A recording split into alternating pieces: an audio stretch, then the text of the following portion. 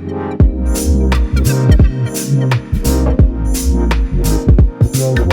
guys, so today's guest is someone whose voice and presence many esports fans instantly recognize.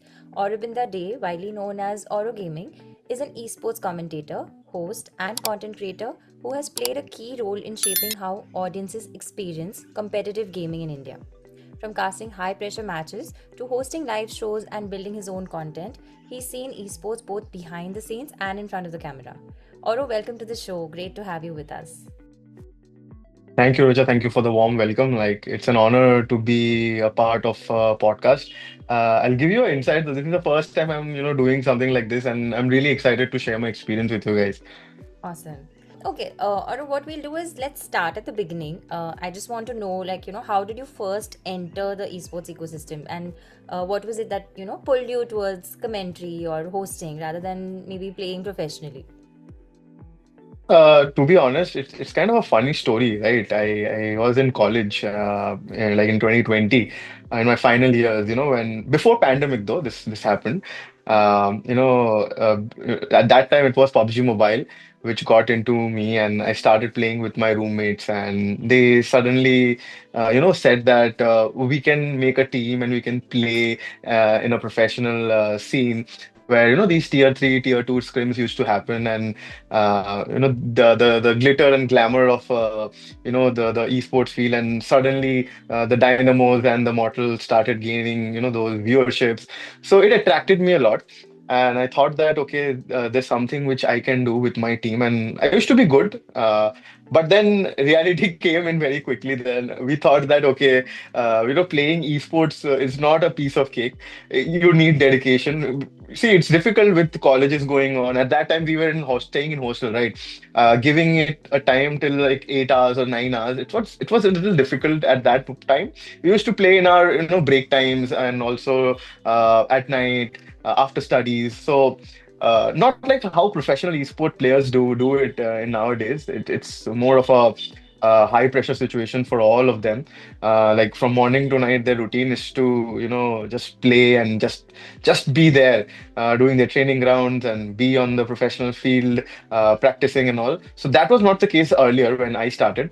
So I used to watch these tournaments, and I was very fascinated by how Ocean Sharma and how Ketan, these guys used to portray a storyline, and that got me into that okay, this is something which I can try, or I can do. And one of my friends said, why don't you start a YouTube channel?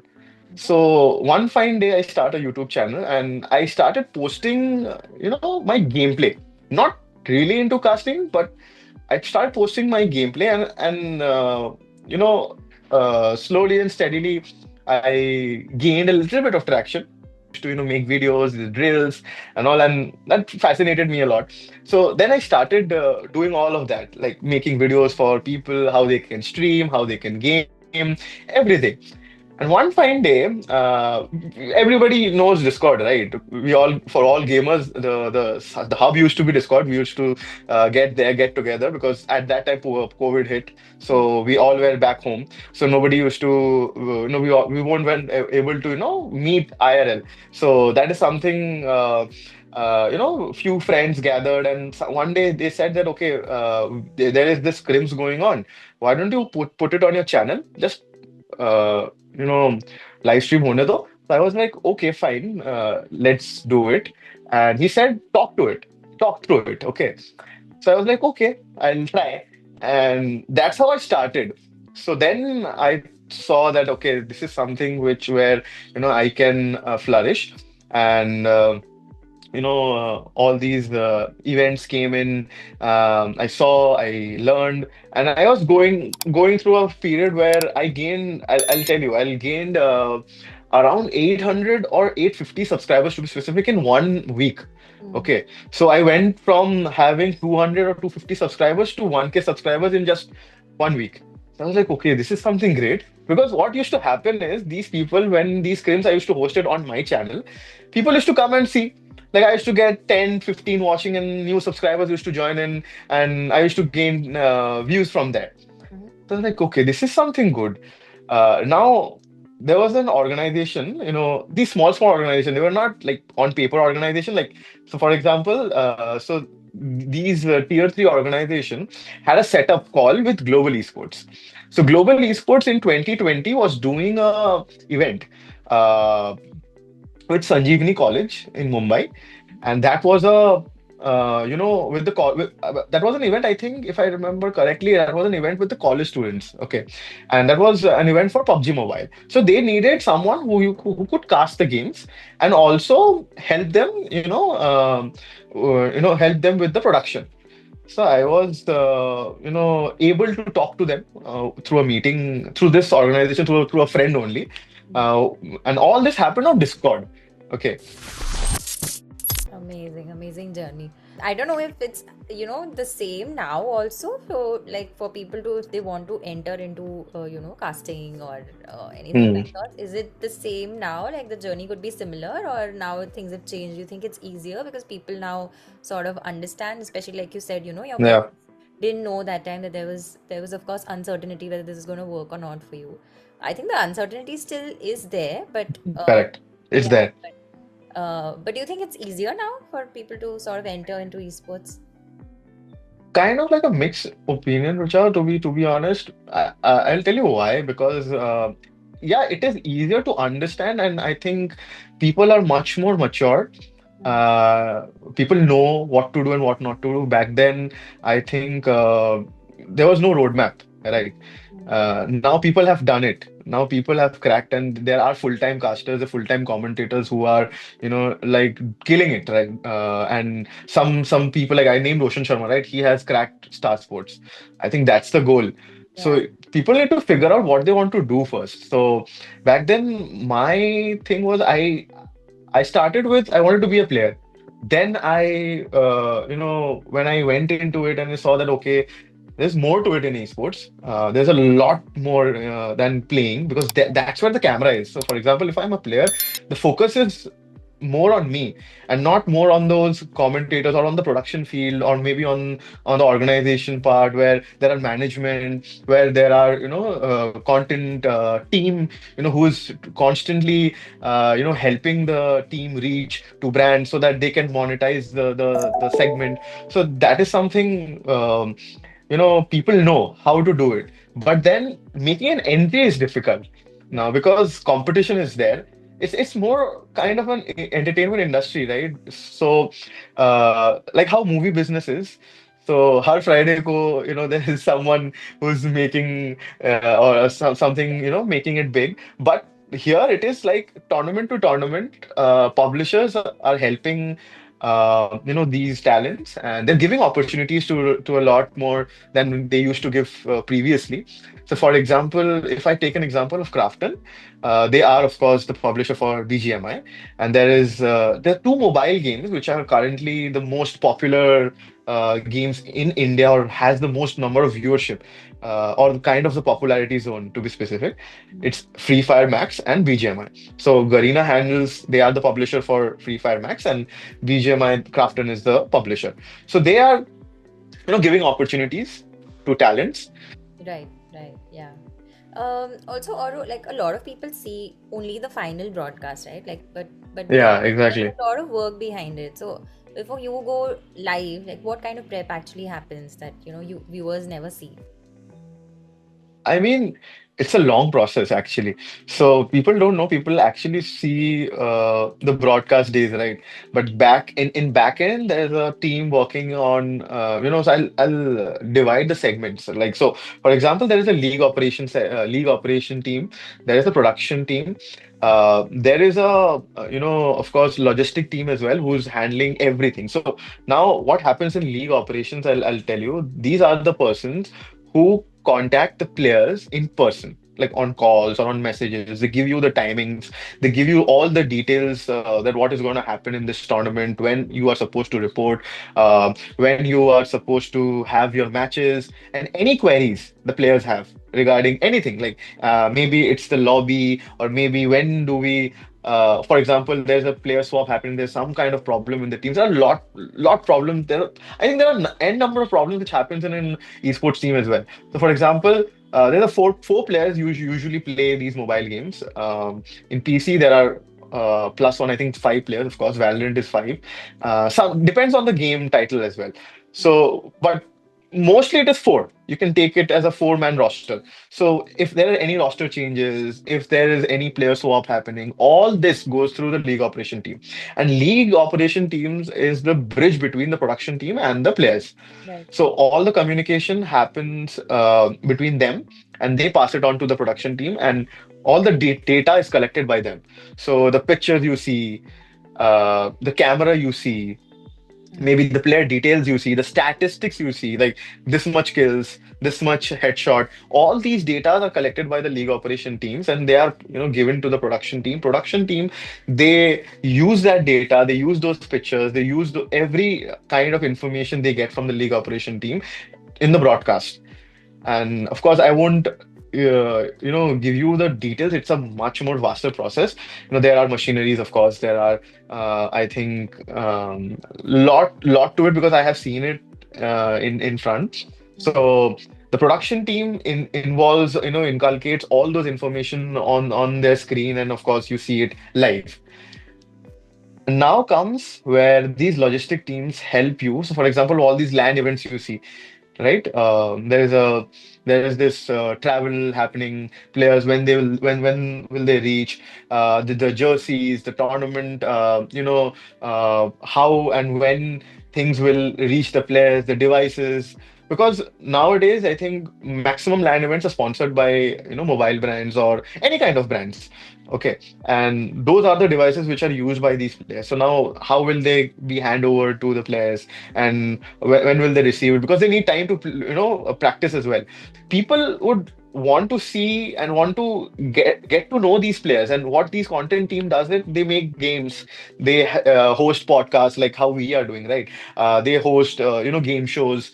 Rather than the BGMI or the Free Fire Max event which is happening, they host different game shows where I think the players, the better side of them comes out, where you can understand, and where you can know or get to know them better. So that is how a process is made in an behind the scenes which goes on, and it's an extensive process.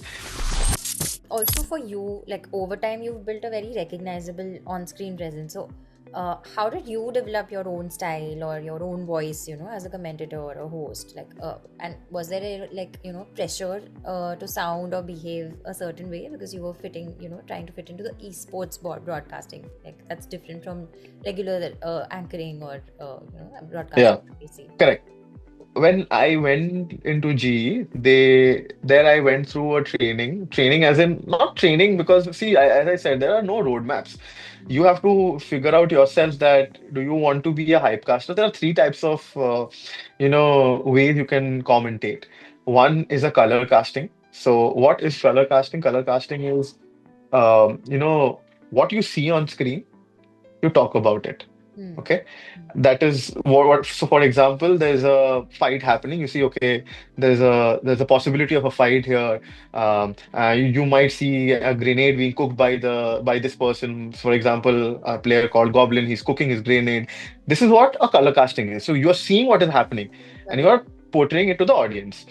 Hypecasting is, so for example, if there's a clutch moment, if there is a moment where a player is facing a team, and you need you know that this is going to be a tough situation for this player, you are hyping it up. You're hyping it up for us, for the audience. For example, if I take a reference of a football or a cricket match, so when the players are approaching towards a goal, you see, the intensity of the game and the crowd, or in the voice of the commentators, that they're trying to, intensify the situation. That is what a hype caster is.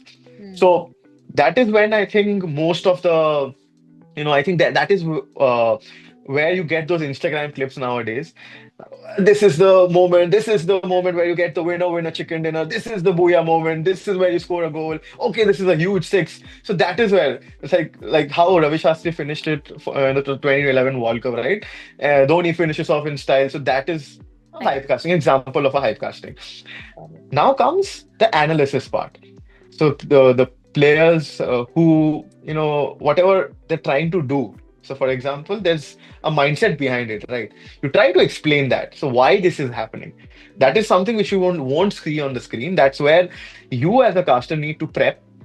You need to study all the players, what play style they are used to do, what kind of zone strategy they have, what kind of, uh, to be specific, IGLs they have, what kind of changes they have been through in the past. So pulling out all those stats and putting it in front, okay, this is a team I feel have not played on Erangel pretty well in the past two tournaments.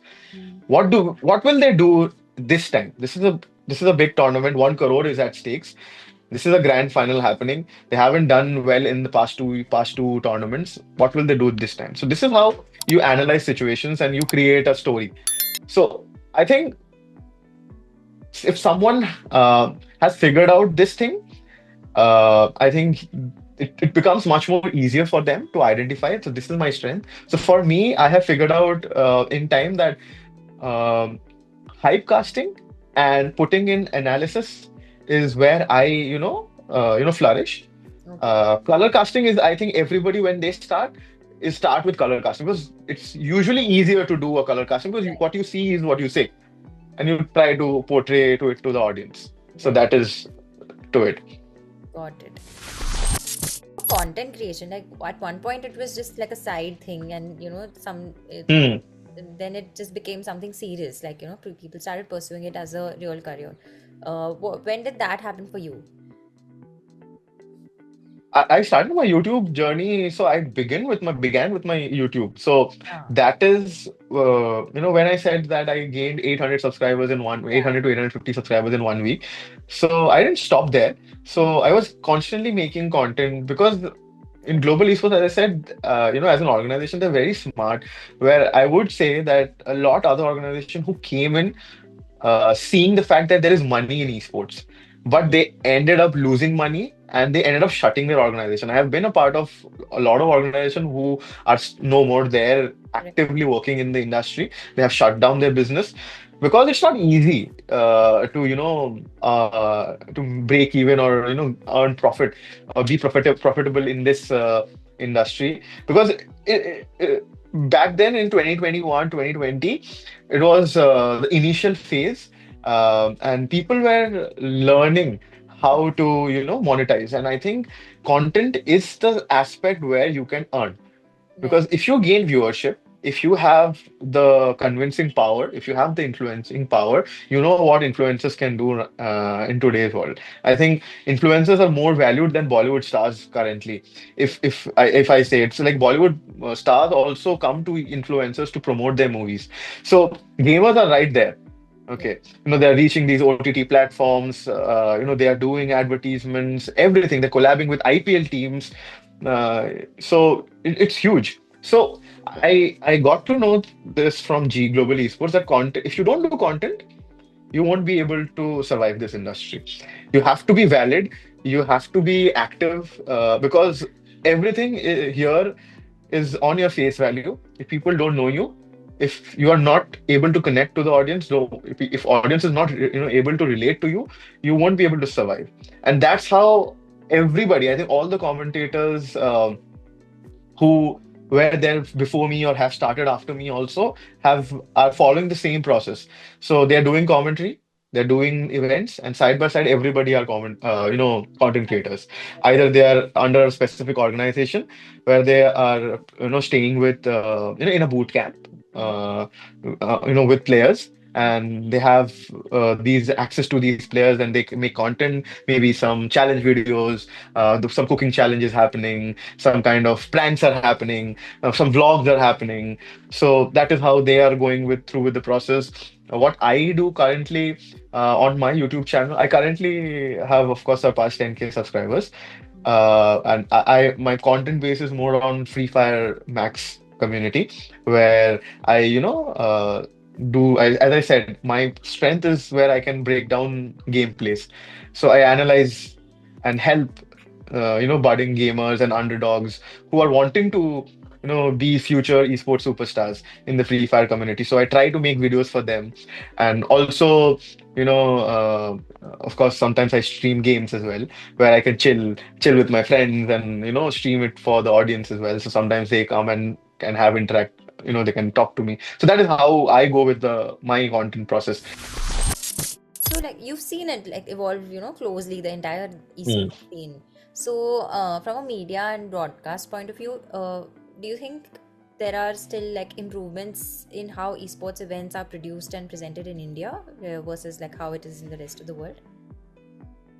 I think it's we are learning and we are in a progressing in a good speed, I would say, because when esports was introduced to us, I think people in the US or maybe in China or maybe this APAC region, to be specific, the Asia Pacific or the Asian region, the Indonesia, the Philippines, they have a esports culture, right? It's recognized already there. So obviously they're ahead. We can't deny the fact that they have that edge over us. Mm-hmm. But you can see already in our broadcast quality how, recently I casted an event called Acer Predator League. Um, Previously, it was hosted in foreign countries. So, for example, a Bangkok or maybe a Singapore. Uh, this time, it was held in India, and our one of our production team, I mean, not my production team, but one of our production team, it is a whitelisted event. I am not allowed to name them, but I can say that one of our Indian esports organization hosted that event, and you can see the quality over there, because if I say the specific number, I think it was 14 or 13 countries, Mm-hmm. different countries participated in that event, and they were invited here. So they were here. So we organized everything for them end to end. Mm-hmm. So they stayed here for the course of 1 week in Delhi. It happened in the first week of Jan. So it ended, I think in the previous week. The grand finals were held in Bharat Mandapam Stadium. So now here comes the most interesting part. So people are really enjoying how India is, giving them a different flavor, because we always had the viewership, we always had the number, and people have witnessed it through the viewerships and the kind of audience and kind of numbers we produce all around these mobile games, and also in some PC games which are gaining viewership and the popularity thing. And there are, I think, two organizations, not two, I think three organizations. One is, I think, have already won the best content creator group of the year, which is of course SA12. They won it for the fourth time this last year, sorry, 2025. So you can understand that we are already, putting us on the map. They're already doing such good work, and everybody's just following them. Now, God, like this year, they were also nominated. Yeah. Revenant X Park, they're also working and hiring content creators. They're also not, we are not just sticking to gaming audience now. We are now shifting towards the IRL content field, where you will see organizations hiring or getting in content creators who are there. Who wants to become a caster or a host today, where should they start? Like realistically, what is the path? What is the career path? To be specific on this topic, see, as I said, you need to first figure out that what kind of a commentator you want to be. And as I said, when you asked me that is making an entry in this industry easier now, I'll say here comes the most, I think, tricky part where, if you are a caster, how will you approach an organization, or you will tell a TO, a tournament organizer, that can you pick me? So you need to create your own wards. So a ward is where you mute a game, whichever is happening online. So whichever game title you have picked. So for example, I want to be a BGMI commentator. I want to be a Free Fire Max commentator.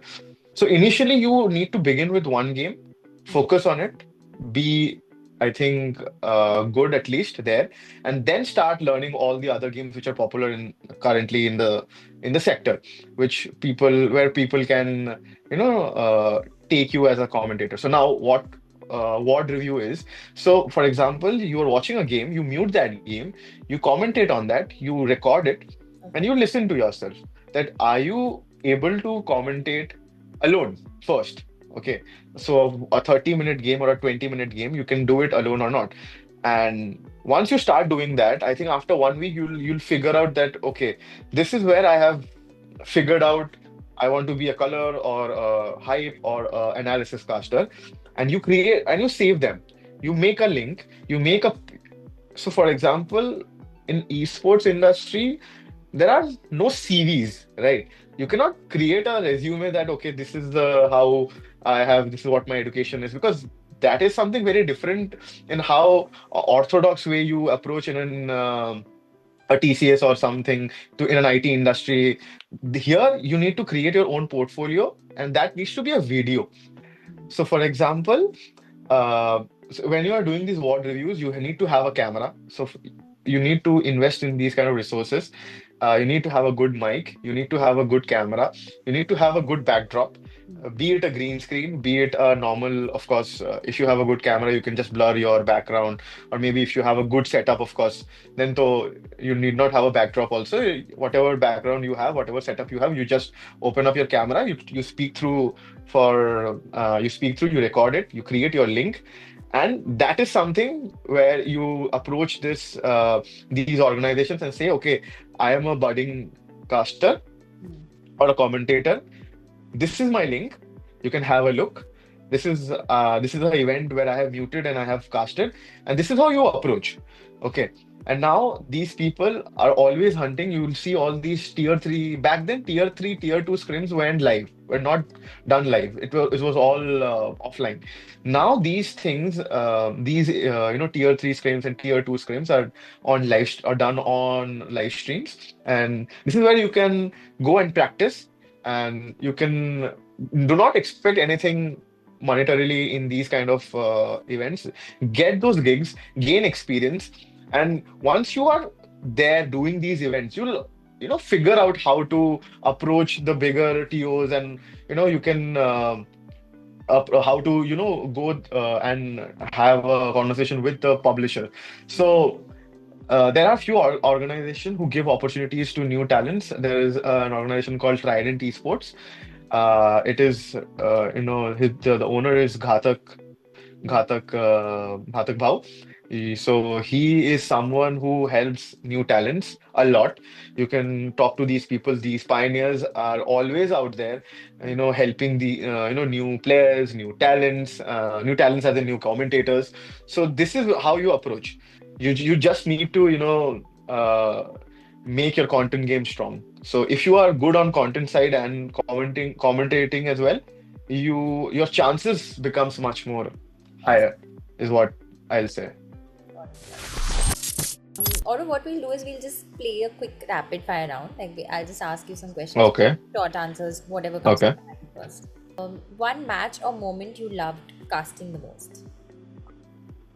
One match, I'll say there was a event called Free Fire Asia Championship in 2022, and it was an event where India was not doing well. Okay, and it was the final day, and one of the Indian teams called Team Elite, they got a booyah, and I was doing that game, of course. Awesome. Okay. One caster or host that you really admire. I'll say Ocean Sharma, as I've already mentioned his name twice in this podcast. Got it. Got it. Okay. Online broadcasts or live stage events. Live stage events. That is something we enjoy a lot because as casters, when you see audience in front of you, One thing viewers would be surprised to know about casting. should I give a controversial statement? Okay. Okay. See, do not enter into this field just to make money. There are people where you can see that there are brands, there are following, there are, a lot of viewership here. Mm. Trust me, there's more to it. Mhm. I think you need to be mentally strong, and you should have a strong mindset to be here, and obviously have grow a thicker skin, because it's not easy out here. It's the same as the entertainment industry, I'll say. So just do not come into this industry to earn just thinking that okay, there's a lot of money here. Got it. That is something I want to say. Makes sense. And if you weren't into esports, then what would you be doing today? I think I'll be in the corporate industry because I had studied accountancy and of course I had done CMA. So I would be in a corporate industry, just I think doing accounts, helping them grow their finance. Okay, understood. Interesting. So, after Mhm. all these years in the esports scene, what is it that still keeps you excited about esports? I'll say because when I started, in this industry, it was because I had a love for games, Hmm. right? Because I used to love playing games. Why am I saying I used to? I still love playing games. I still play a good amount of PC games and good amount of mobile games, and the passion is something which keeps me here, where I love to entertain the audience as well, where I figured out that how this can be pretty fascinating, where they still can say, okay, I loved the video. I love you for being you. So this is something which keeps me here. Going understood. And just following that, like similar question, but is there any kind of impact that you want to leave as a commentator or a host, or kind of legacy um, over the years once like you're Yeah, I definitely want to do something big because see now how esports is growing currently in 2026. I think this year is going to be huge Mhm. for the esports industry, be it uh, the mobile games or be it the PC industry. So I would want people. So for example, the way I answered a question which you asked me in the previous segment, that is it easier for commentators to, uh, to make a way or get through in this industry and be here full time? Because not a lot of commentators who can, come and say that we are still stable. And uh, I think the first initial thought which you had was it's still not the stablest industry to yeah, be in, right? You still need to do something. So a lot of commentators are still struggling, yeah, and I think I want to create a road or a roadmap where people can say that okay, I want to be a commentator. It's much more easier for them to convince their parents than what I faced or where I faced much more challenges, and a lot more opportunities can be created for them. And it will take time, but I know I can do it. like today with respect to content creation, how is it that people can decide whether to keep posting something consistently and then they'll get the results or the viewership eventually, or just something is not working, so just quit from here and move on to something else. See, I'll say it's easier to beat people in today's world in discipline because if you are consistent, Hmm. I feel you can do it. If I can do it, because I was the most shyest student in the class. Hmm. I used to run away from extempors. I used to run away from any kind of public speaking activities which used to happen in my school or college. Still in college, I would say, because I was in a hostel atmosphere where I was forced to interact with people. Yeah. But in school, it was, much in my home comfort zone. So you need to get out of your comfort zone. It's the first thing. So where I have explored that, okay, I've been the child who could not speak in front of people, and now, doing it in front of people and making an earning out of it. But you just need to do it. Got If it. you are not even feeling 100%, just do it, I would say. Anyone who's watching, for them to learn from you, how does a typical work week or a work day look for you? So for me, as being a commentator, because most of my job is on the desk or on in front of the camera, so people, they see me there, but back end we are doing a lot more prep work. Yeah. So, for example, if you're prepping for a tournament, just how these league operation team or the production team goes through an extensive process, we also go through a process Mm. where we're constantly, watching all the tournaments going on in the Indian, scenario. So, whichever game title we are focusing on, for example, I'm currently focusing on the Free Fire Max scenario. So I'm watching all the tournaments, where I am not casting, where even I'm casting, I'm watching the players closely, how they're playing, how they're improving, because that is where you are going to, learn about the game, learn about the meta, because the game is also constantly updating. You're not playing on the same patch notes. The Yeah. game is constantly updating after 2 months. Every 2 months there is a new update. There's some new kind of abilities or new kind of zone metas there in the game. So you are constantly studying as well. So you need to be very, very accurate with your information, because whatever you are saying, people are following it. So you need to be very precise about what you're saying or whatever information you're passing on to the audience. So you have a responsibility when you're sitting in front of the camera and talking in front of the camera. Specifically in the esports industry, just how you need to maintain yourself in front of the camera. So the physical attributes are also required. So Mm. I think people should also focus on their fitness, because when you're sitting, you cannot sit in for 8 or 10 hours Yeah. and just eat and sleep. Yeah. You just need to do some kind of physical activity. Go out, play, or do a yoga session or a gym session. Go out for a walk. Have a time with yourself so that you can, restart again and, just be there and give out the best. Got it. Like any other sport, esports also requires like fitness every. Exactly. Okay. All right. I think that's it for now, Oro. This was a great conversation. Thank you so much for having spend your time for Game Changers. Thank you so much. Thank you. Thank you. It was an honor for me.